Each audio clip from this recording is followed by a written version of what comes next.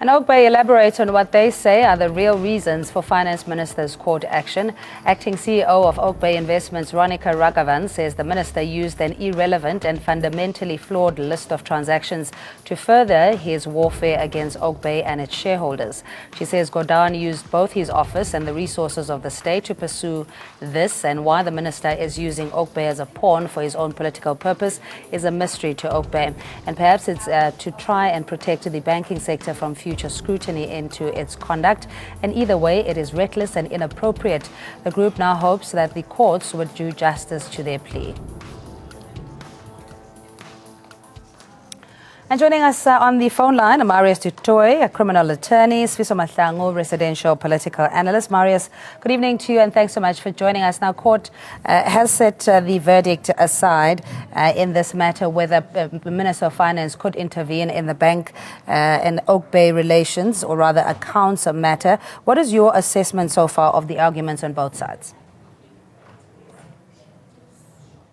Well, I think, Cindy, it's been a very interesting 2 days. I mean, I think there's never a dry moment in our politics. But having said that, you know, one must understand where the premise was of this application. The premise was our minister required clarity as to whether he should have intervened or whether he was forced to intervene.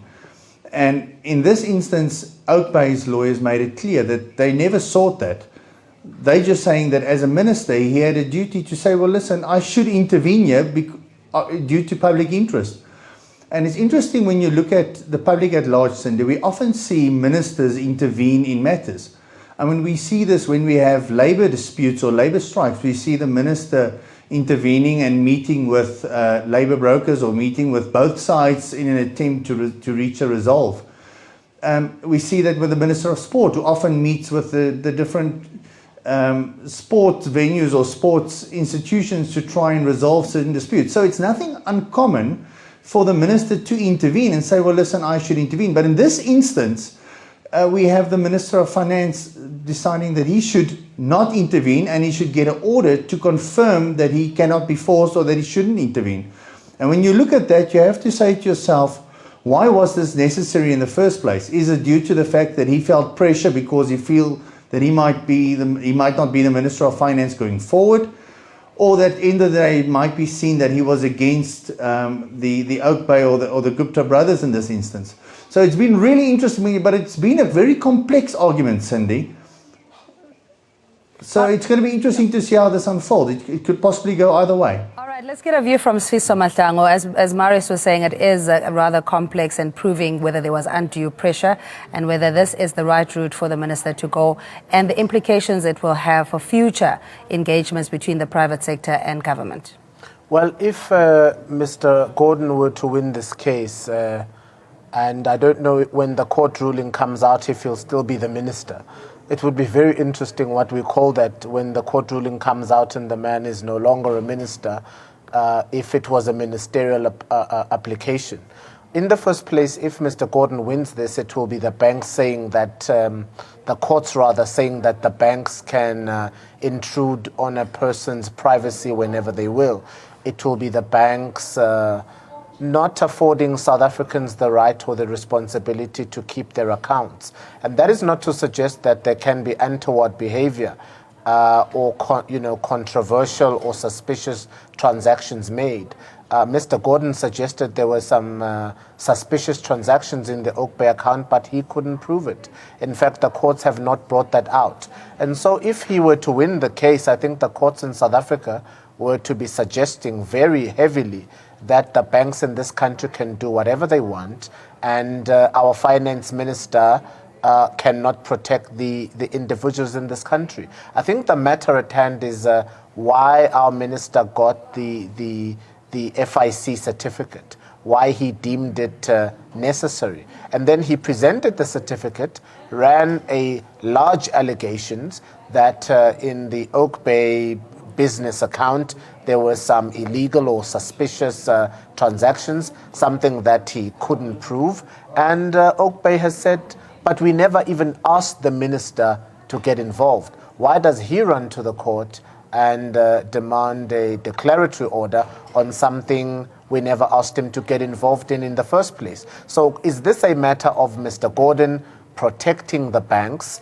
Because surely it would suggest to me that what he's saying is, I don't want to intrude in a bank and client matter in case the banks in this country have to account on why they closed a particular family or particular company's account. When a bank closes my account, I'd like to know why they are closing them. So if Mr. Gordhan is running to the bank's rescue and saying, well, the banks don't have to account, I'm going to account on their behalf, via a declaratory order. Hold on, Mr. Gordhan, I would say, you're the finance minister, you're not the CEO of the bank, although there's a very thin line at the moment. Yeah. And so I think if Mr. Gordhan won this, the courts would be running at a very thin line, because I don't think South Africans would ever be protected with regard to these mighty and powerful banks in this country. But I think the courtroom have seen beyond this, and the political agenda that Mr. Gordhan has been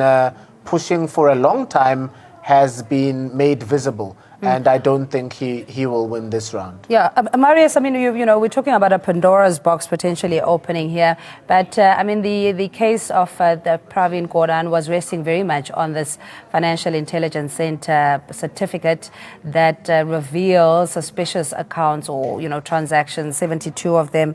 That was thrown out from day one. But in the interest, on the public interest, which is what the counsel for Mr. Gordhan was insisting on, of what value would this irrelevant and fundamentally flawed document would have been anyway? I think once again, Cindy, we have to go back and ask ourselves, why was this application from the word go actually necessary? If maybe Minister Gordhan felt that he was being interfered with, that pressure was placed on him by the powers to be to interfere in a matter. And let me just say, Safisa was touching on the issue of the banks doing what they want with your accounts.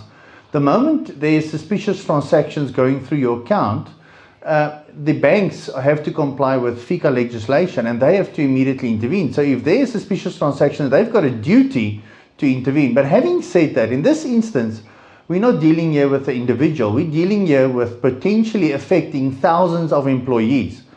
So taking a decision by the banks to say we're not doing business with you because we believe that you are aligned with the poison chalice being the Gupta family, then suddenly you have a scenario that, all right, fine, should the minister in that sense intervene to save jobs, or should he perhaps get involved and say, guys, in the interest of justice, due to the fact that I'm the minister, maybe in this instance it's called for that I should intervene. But I believe that Minister Gordhan was perhaps concerned that it might seem that he is biased, or it might seem that he's favoring a specific party, and hence he took the decision to say, I'm not going to interfere, and to just enforce what I've done, I'm going to try and get an order to say that my rights or future rights or contingent rights are in fact clear and should be endorsed by the court.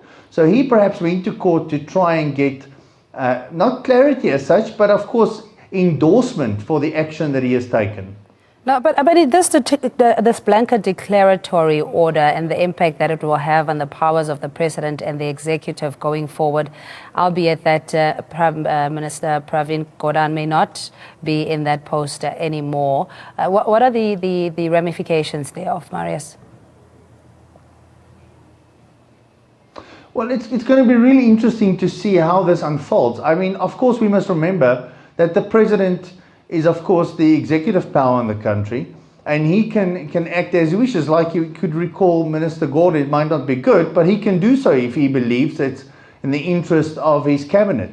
But having said that, if this is in fact an order that says that the Minister of Finance should not have intervened in this instance and that he was right to do so, of course will have ramifications, because it could be applied to the other ministerial departments. Suddenly we could have a situation where government will say, well, listen, we have to look carefully at this, because even though it's applicable to Minister of Finance, it might equally apply to the other departments. And suddenly we might have to review where we want to intervene in situations. And suddenly you have to ask yourself, well, what powers does the minister then have?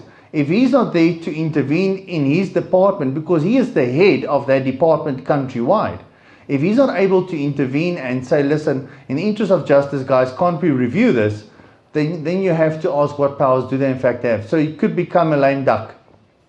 Okay, hold on the line. So just the whole argument that Praveen, Finance Minister, felt that he was pressured unduly so to intervene, and the Oak Bay correspondence does prove that there had been engagement, but at no point a call for action per se, but a sense of what do we do now as Finance Minister. Do you think that that's that strange, point because I came was across? looking at that. I had gotten some questions and some answers listening to the events of the courtroom. And incidentally, the question you're asking is the one I had particular interest in. The Finance Minister gave 2 reasons to the FIC to gain access into the FIC certificate. So he had said he went to the Financial Intelligence Center in his capacity as the Minister of Finance. And he said to the Financial Intelligence Center he needed the certificate for the Oak Bay accounts because he wanted to find out why the banks closed the Oak Bay accounts. If in fact there was some untoward behavior or some suspicious transactions. Then now his representation in court says Mr. Gordhan had no desire to enter between the bank and their client's business.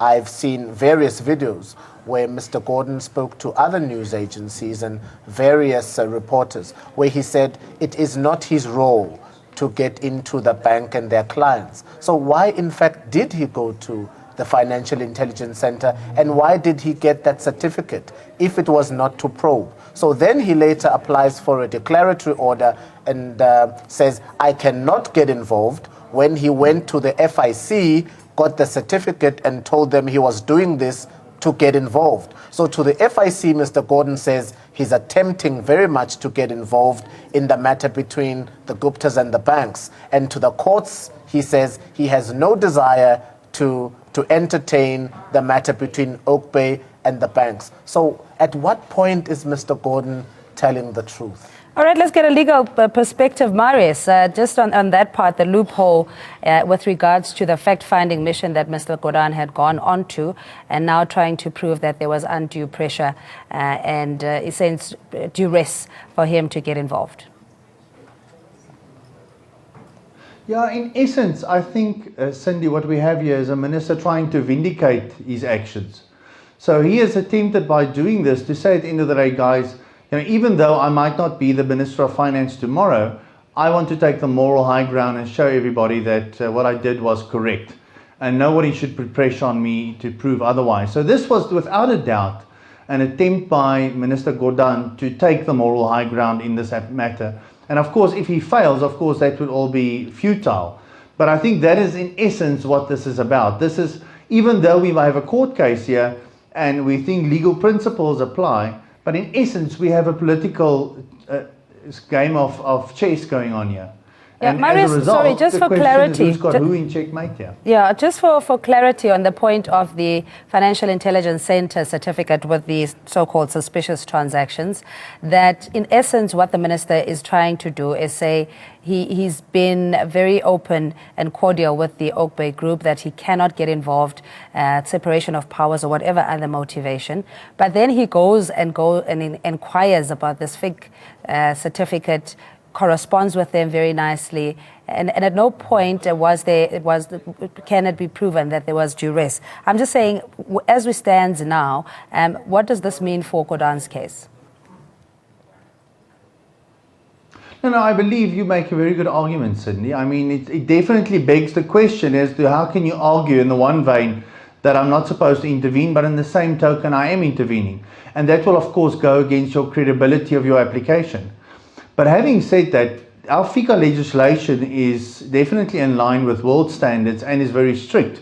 And as a result, I believe that if FICA intervenes and believe that there's suspicious transactions, and let me just say, there's an obligation on any financial institution to report it. So if they believed bona fide that there was legitimate reason for them to report it, they were obligated to report it. And that would have resulted in the accounts being frozen.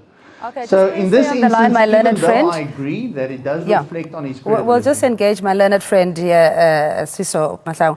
In terms of the interministerial committee that was supposed to be formed with regards to looking into the whole bank conduct and hopefully come up with a judiciary inquiry on the monopoly and etc. Do you think that this application would scupper the IMC going forward? Well, this application would have to show that there was a very deep political game and Mr. Gordhan had masterminded it. I do hope that a judicial commission of inquiry was created by the president. That would also help in matters of collusion. It would also, finally put the last letters of the ABSA bailout, that which ABSA and many other organizations are still very quiet on. It would talk about the monopolies that have happened pre-democracy and even post-democracy. And I think it would be a strong arm against white monopoly capital. If we had a judicial commission of inquiry that exposed these matters, I think it would be very beneficial to the country. Just last week on Straight Talk, I had Ms. Thengiwe Mkhize, the Deputy Minister of Telecommunications and Postal Services. She was actually a commissioner for the TRC. And I often pose the question to her to say, do we now need an economic TRC? Do we need a judicial commission of inquiry to learn about the economic adversities that happened and the trajectories that happened pre-democracy and even post-democracy, many by the banks? So whilst I welcome that call, this just proves that this just wasn't a bank voluntarily looking into suspicious behavior, because there are no suspicious transactions that have been identified. These were the banks, headed also by Minister Gordhan, that got the tip-off to say, in that meeting where the heads of business were, let's clip the wings of the Gupta family. And a few phone calls were made, and people were told to shut their accounts, and that's exactly what happened. All right, we're going to leave it there. Siso Mahlangu, resident political analyst, and we had Marius Tutoy, criminal attorney.